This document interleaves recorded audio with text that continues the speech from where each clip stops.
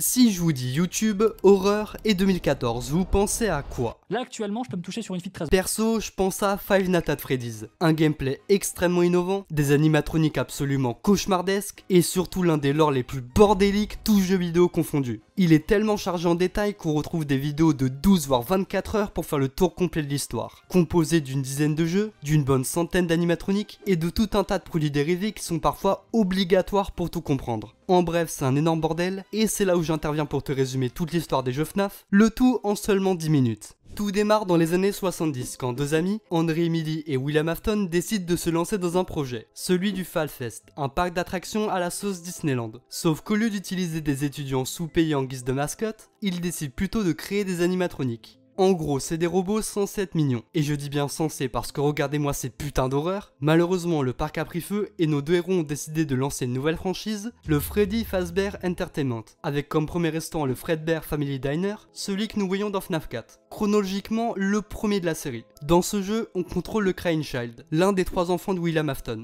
Tout allait bien. William et Henry se faisaient un maximum de thunes et leurs enfants étaient heureux.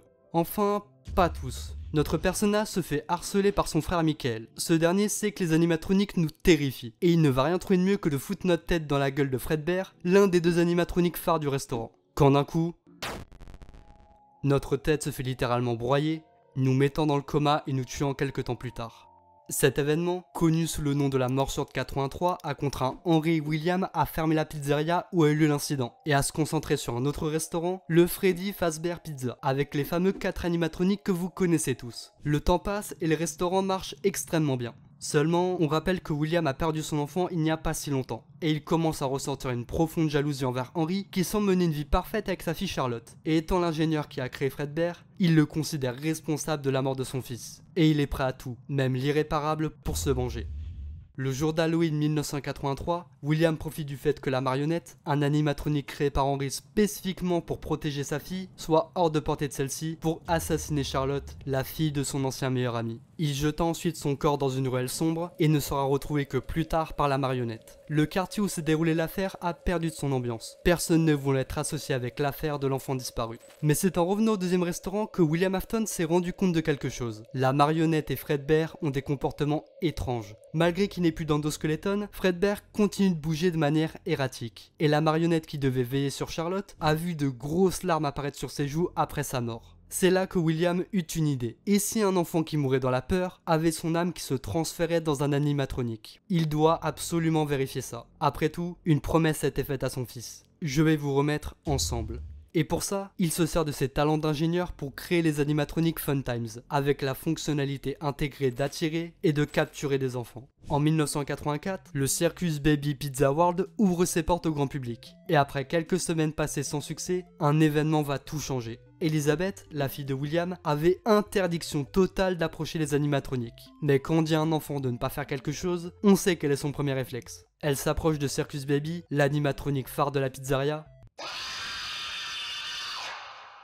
Elizabeth se fait littéralement broyer à l'intérieur de Circus Baby. Pour William, le fait que son enfant soit devenu un panini n'est pas tellement un problème. Pour lui, le vrai souci, c'est que ce meurtre se soit déroulé dans le restaurant et non au sous-sol. Donc devant tout le monde, le forçant une nouvelle fois à fermer un restaurant, ne lui laissant que le Freddy Fazbear Pizza. Pourtant, la mort de sa fille va lui permettre de vérifier sa théorie. Les yeux de Circus Baby, qui étaient auparavant bleu clair, sont passés à un vert identique à ceux de Elizabeth. Il en est sûr, il tient quelque chose de grand, et il veut réitérer la même chose avec tous les animatroniques du Freddy Fazbear Pizza. Le 26 juin 1985, en fin de soirée, William enlève l'endoskeleton de Spring Bonnie, l'animatronique qui partageait la scène avec Fredbear, pour se déguiser en lui. Il attire ensuite 5 enfants dans l'arrière-salle, avant de les massacrer un par un. Un 6e enfant entre dans la pièce en entendant les cris de ses congénères. Mais William sait qu'il ne faut absolument aucun témoin. Donc il le tue aussi avant de le foutre dans la piscine à balles et de passer à sa vraie mission. Il attend que le restaurant ferme pour mettre un par un le corps de chaque enfant dans 5 animatroniques. Freddy, Bonnie, Chica, Foxy et Fredbear qui furent renommés Golden Freddy.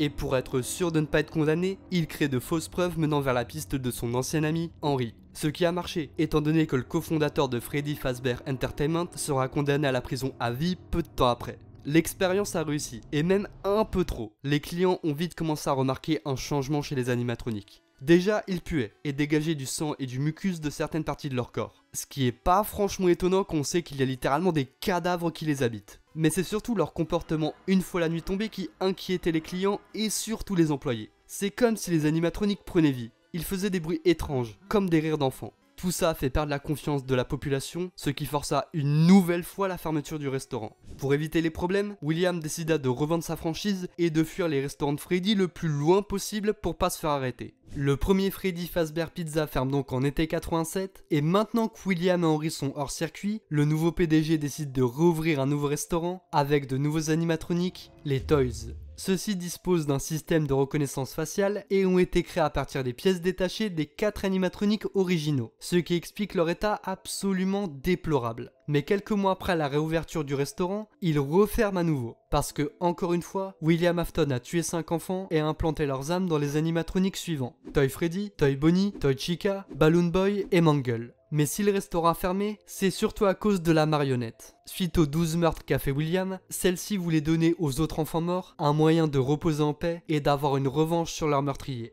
Et cette chance, c'est Mangle qui va la saisir. Le 13 novembre 1987, Mangle s'accroche au plafond avant de foncer et mordre le lobe frontal d'un homme pensant tuer son assassin. Seulement double pas de chance parce que de 1, la victime a survécu, de 2, la victime n'est pas William Afton. C'était juste un simple garde de jour. Lui, pendant ce temps, était reparti bien loin, et il recommença ses meurtres à plus grande échelle avec les Fun Times animatroniques. Et il n'est plus seul vu que son fils Michael l'aide dans ses recherches, sans savoir que son père tue des enfants et pensant faire tout ça pour ressusciter sa sœur et surtout son frère, se sentant extrêmement coupable d'avoir causé sa mort. Ils se sont fixés comme objectif de réussir à transporter des âmes humaines dans des animatroniques et vice versa. En 1992, des résultats commencent à apparaître quand Michael découvre une substance métallique gluante qui pourrait simuler la vie. Et ça tombe bien car un nouveau restaurant Freddy Fazbear ouvre ses portes avec les 4 animatroniques originaux remis à neuf pour l'occasion. William envoie alors son fils en tant que garde de nuit sous le nom de Mike Schmidt pour essayer d'extraire les endosquelettes ainsi que les cadavres pour les ramener à son père.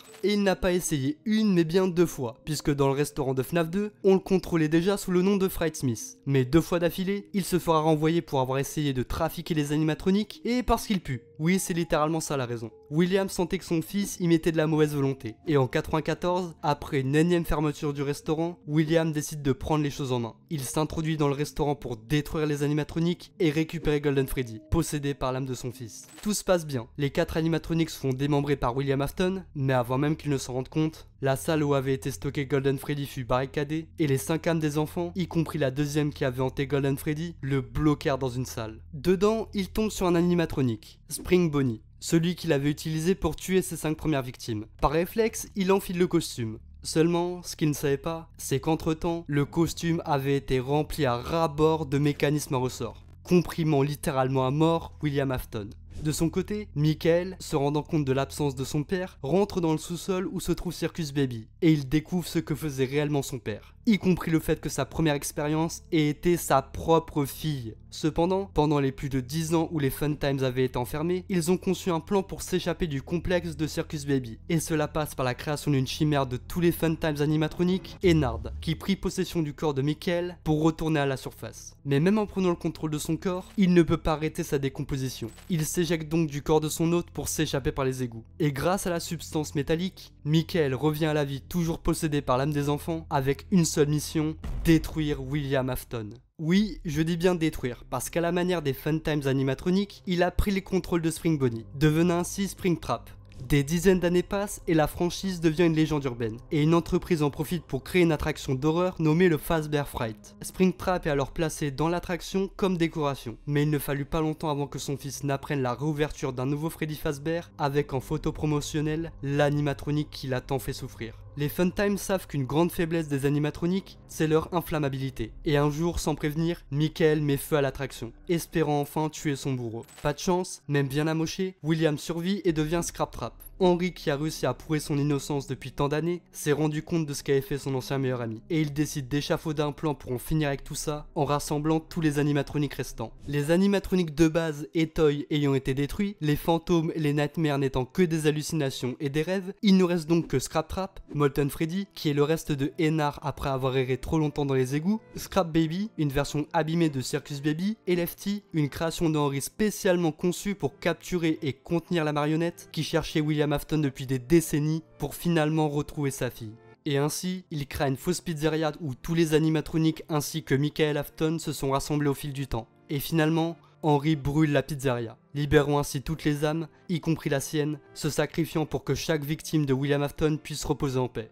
Cependant, il reste encore une seule âme qui ne peut pas reposer en paix. C'est celle de William, celui à l'origine de toute cette histoire. Lui est condamné à vivre pour toujours un cauchemar dans lequel la totalité de ses victimes, maintenant devenues des animatroniques, se vengent de tous les massacres qu'il a causés. Histoire qu'il se rappelle à quel point la vie humaine est précieuse.